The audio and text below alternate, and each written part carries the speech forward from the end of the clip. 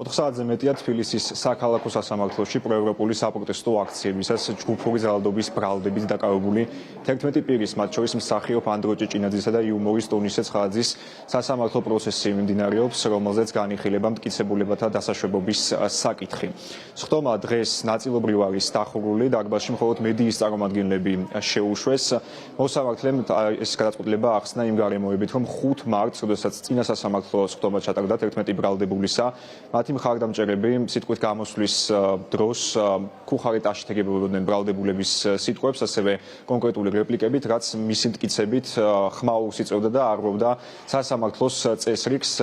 და მედიის დაშვება სასამართლო დარბაზში არის საკმარისი მისი შეფასებით, რათა საჯაროობის პრინციპი არ იყოს დარღვეული. ეს მიზეზი მათ შორის გაიზიარა პროკურორმა ვაჟა თოდუამაც და მიიჩნია სწორად მოსამართლის ირაკლი შვანგიგაძის გადაწყვეტილება სხდომის ნაწილობრივ დახურვასთან